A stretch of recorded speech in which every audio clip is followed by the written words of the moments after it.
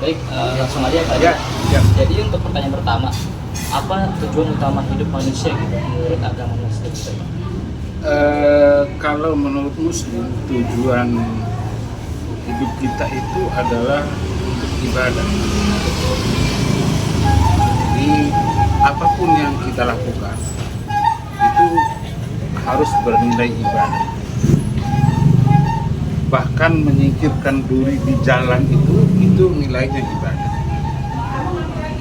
Jadi dari sejak bangun tidur sampai tidur itu ibadah. Saya lanjut ya Pak, untuk nomor 2. Ya.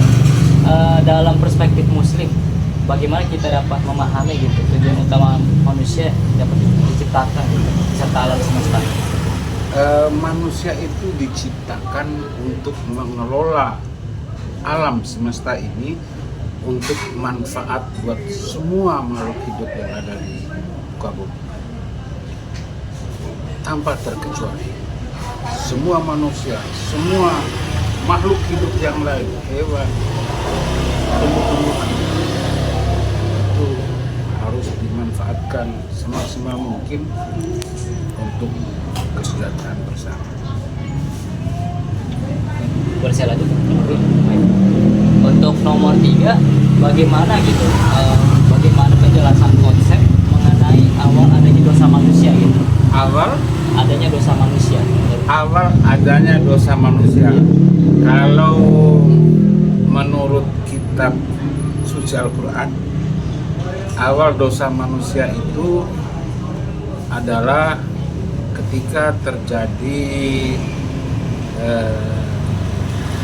pembunuhan Habil oleh Qabil, itu anaknya Nabi Adam alaihissalam. Itu pertama sekali terjadinya perbuatan dosa. Baik, untuk pertanyaan selanjutnya, bagaimana konsep untuk mendapatkan pengampunan akan dosa tersebut? Kalau di dalam Islam, untuk mendapatkan pengampunan dari Tuhan Yang Maha Esa, tentu pertama kita harus minta tobat, minta kepada Allah agar mengampuni dosa yang sudah kita lakukan. Konsekuensinya adalah ketika kita bertobat, maka dosa itu diusahakan untuk tidak terulang kembali. Pun kalau terulang, kita harus tobat lagi. Saya boleh lanjut Pak? Siap. Untuk pertanyaan terakhir, bagaimana Muslim itu menggambarkan akhir kehidupan manusia di akhirat untuk mendapatkan akhir hidup yang baik gitu, seperti Husnul Khotimah? Kalau di dalam Islam, untuk mencapai Husnul Khotimah, pada saat kita hidup, kita harus berusaha melakukan kebaikan. Dengan terus-menerus kita melakukan kebaikan, maka insya Allah kita akan husnul khotimah. Dan tentu di akhirat kelak, ketika kita dikumpulkan di padang mahsyar, itu akan ditimbang amal baik dan amal buruk. Ketika amal baik kita lebih berat, maka kemudian kita akan ditempatkan di surganya. Itu sih Pak untuk beberapa pertanyaan waktu nanti. Siap.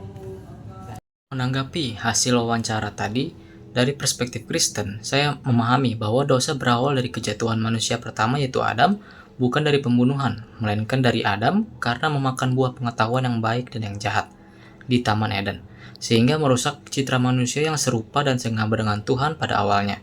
Dan untuk tujuan hidup utama manusia adalah untuk memuliakan Tuhan dan mengelola bumi beranak cucu, dalam hubungan untuk terus hidup dalam hubungan dengannya. Dan juga melalui wawancara tadi, pengampunan dosa bukan hanya dari usaha manusia, namun karena anugerah Tuhan Yesus Kristus, yang dimana perbuatan baik bukan menjadi syarat keselamatan, melainkan menjadi buah dari iman. Karena keselamatan sejati yang bisa diperoleh sebagai pengikut Kristus ialah penebusan dosa oleh Yesus Kristus di atas kayu salib, tidak lebih dan tidak ada yang lain, karena hanya Yesuslah satu-satu jawabannya. Menurut saya dalam kekristenan itu, dari tanggapan saya yang menurut hasil video dari yang diwawancara, kadang tuh kita suka nyampur konsep dari berbagai acara. Misalnya seperti ada yang menurut dari pandangan orang luar, orang berbeda tuh seperti dari dosa itu karena pembunuhan. Padahal sebenarnya tuh baik dalam Islam atau kekristenan, awal mulai dosa itu berawal dari Adam dan Hawa, yaitu dengan melawan perintah Tuhan. Pembunuhan pertama memang ada, yaitu saat Kain membunuh Habel.